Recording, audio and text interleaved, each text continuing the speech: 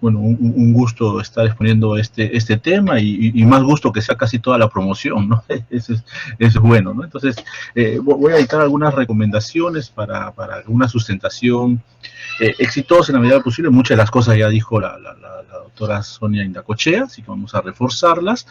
Bueno, sustentar viene del latín sustentare, que significa proveer a alguien del alimento necesario, que no es algo que nos corresponda a nosotros en este momento, conservar algo en su cero, en su estado, sostener algo para que no se caiga o se fuerza o se tuerza, ¿no? Son las definiciones de la Real Academia de la Lengua Española, y la última definición en la que nos corresponde a nosotros, defender o sostener determinada opinión. Entonces, sustentar se trata de respaldar con algún razonamiento simple o razonamiento complejo un objetivo general, independientemente cuál sea, en nuestro caso en particular un objetivo general de alguna investigación, y para esto se pueden utilizar diferentes argumentos dependiendo de la situación y del contexto, ¿no? Y ahorita nos encontramos en un contexto de virtualidad secundaria al COVID. Entonces, hace unos 10 años salió publicado este trabajo sobre elementos para el desarrollo de presentaciones académicas en PowerPoint, ¿no? Lo primero, ya lo dijo la doctora Sonia, lo dicen todos los que estamos metidos en este tema de sustentación de tesis, hay que demostrar manejo y dominio adecuado del tema. Es nuestro tema de investigación, nosotros somos lo que los conocemos, ¿verdad? Entonces, cuando vamos a sustentar en este contexto de virtualidad, hay algunas cosas que hay que considerar en las diapositivas, ¿sí? Primero, que es importante colocar un identificador de la institución que se va a representar: Universidad Ricardo Palma, Facultad de Medicina, Hospital XWY, ¿no? Entonces es importante colocar el logo, eso es lo primero. Lo segundo, el título del trabajo. Y obviamente el título debe resaltar por sobre el resto de las diapositivas, ¿sí? Una fuente sin remates y una fuente de un tamaño mayor, 25 puntos, 28 puntos, hasta 32 es lo que se recomienda. Y obviamente nuestro nombre, ¿no? El nombre del ponente, del autor, que va a estar en nuestra primera diapositiva y solo en esa diapositiva. Y posteriormente van a venir una serie de diapositivas que las podemos resumir en potencialmente colocar el tema de la ponencia, ¿sí? Sustentación de tesis, quizá colocar el título en esa tesis en ese lugar, ¿no? Si es que corresponde, y establecer la parte del tema que se está presentando. Lo vamos a ver más adelante con un ejemplo de diapositivas de sustentación. Y no hay que abusar del recurso de las imágenes, pero sí hay que recordar que son un apoyo visual muy importante para lo siguiente que voy a colocar, y algo que no debemos olvidarnos: el recurso de las balas, o como mencionaba la doctora Sonia, los puntos que tenemos que tocar tienen que ayudarnos para dividir conceptos y presentar algunas ideas principales, ¿sí? Esa es la idea de estas cursivas. Obviamente no nos olvidemos de las gráficas, ¿sí? Las gráficas básicamente van a estar en las diapositivas de resultados, y básicamente van a representar los datos más relevantes, y como muy bien dijo la doctora Sonia, y yo lo voy a volver a repetir, sin demasiado texto en ellas. No llenemos el gráfico de texto, porque definitivamente somos nosotros los que vamos a perder, ¿no? Entonces, hay errores frecuentes en sustentación de tesis de grado y de título, ¿sí? Este es un artículo publicado, por si acaso, en el año 2014, que resume los errores en dos grandes grupos: los errores de presentación personal y los errores de exposición. Yo ahora me encuentro sin cámara por una cuestión de conectividad y pido disculpas por ello, pero uno debería estar con la cámara encendida aún en virtualidad, ¿sí? Para ver la presentación del ponente o del sustentante.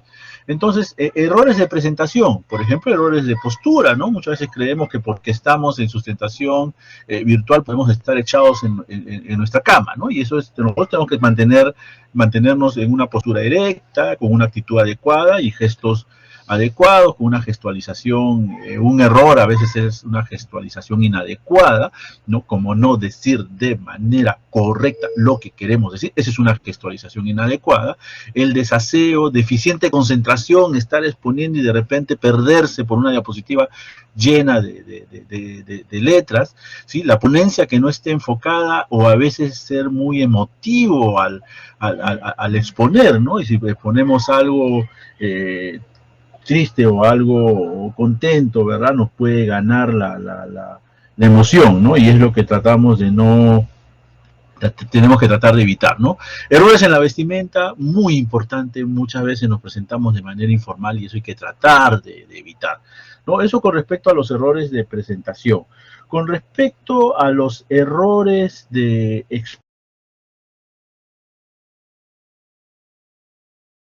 sonoridad inadecuada o un ritmo inadecuado. A veces hablamos de una manera constante durante toda la exposición que termina, vamos a decirlo entre comillas, aburriendo a la que está escuchando, o tener errores conceptuales no muy claros, ¿verdad? Hacemos errores que no nos corresponden. Otros errores son errores de desplazamiento espacial, movernos demasiado mientras estamos exponiendo, errores de creación de condiciones ambientales, muchas veces, especialmente en este contexto de virtualidad, el problema pudiera ser una luz inadecuada, por ejemplo, que no permita ver nuestro rostro mientras que estemos exponiendo, o errores de sustentación propiamente dicho, las cuales pueden ser no utilizar ayudas memoria o simplemente leer, ¿sí? Ese es un error que puede llegar inclusive a aburrir a los jurados cuando estamos sustentando.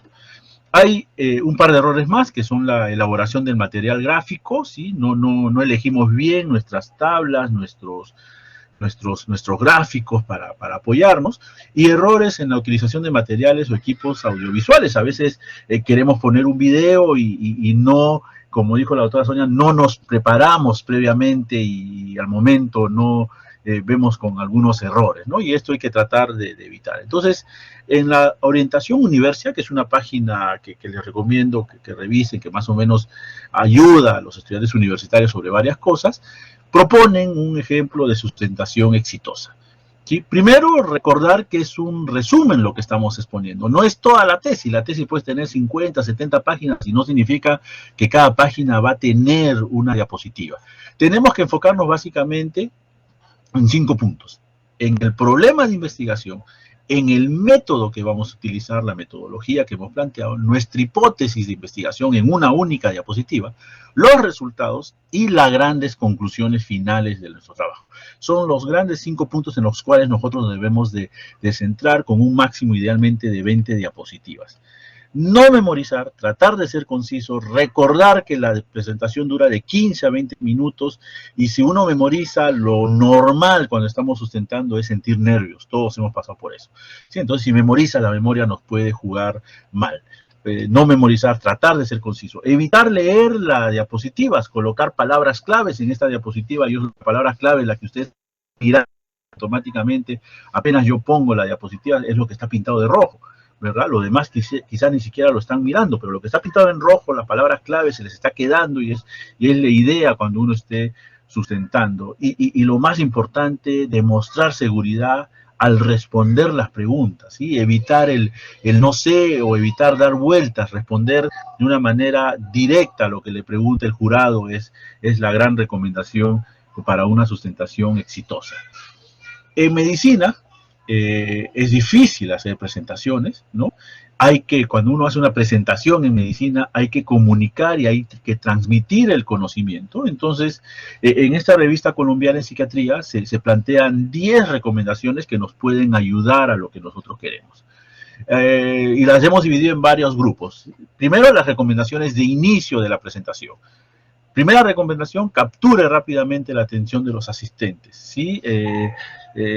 Tenemos que ganarnos al público que tenemos al frente y tenga preparado un comienzo sólido. Empiece con el planteamiento del problema para que uno entienda de qué va a tratar la tesis.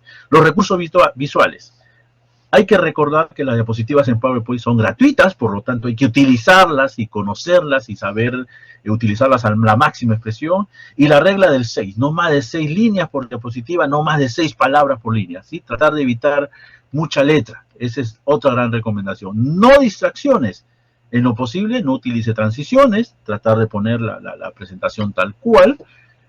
Y uso adecuado de presentación, use moderadamente la animación del texto, a veces colocamos letra por letra, ¿verdad? Y eso demora bastante. El contraste ideal, como muy bien dijo la doctora, las letras negras sobre un fondo claro o las letras claras sobre un fondo negro, ¿sí? Esa es la idea. Y siempre que sea posible, utilice gráficos, imágenes o videos, siempre que pueda. Y por último, para finalizar, haga que sus conclusiones sean sólidas, refuercen el mensaje principal y planee siempre un tiempo para las preguntas que va a tener el público, especialmente el jurado. El jurado va a preguntar y uno tiene que estar preparado para eso.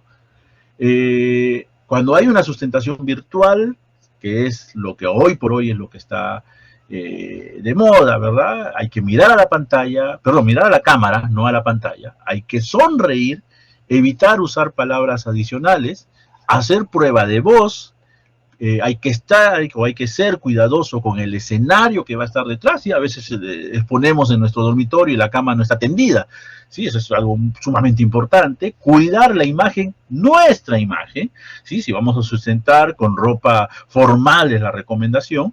Probar todo el equipo con antelación para estar seguros de que está funcionando, y hay que utilizar nuevamente, vuelvo a insistir en ese tema, las diapositivas. El PowerPoint es gratis, ¿sí? Hay que conocerlo simplemente, el PowerPoint, ¿sí? Entonces, este es un ejemplo, ya lo puso la doctora, de cómo no debemos presentar nuestra diapositiva, ¿sí? Y lo mismo es lo que está hacia su lado izquierdo de ustedes en la pantalla, ¿no? Es exactamente lo mismo que está en el anterior. Claro, ustedes me dirán, pero eso no existe. Pues bien, miren esto. Esto que está acá es una presentación de hace un par de días de una colega médico, ¿sí?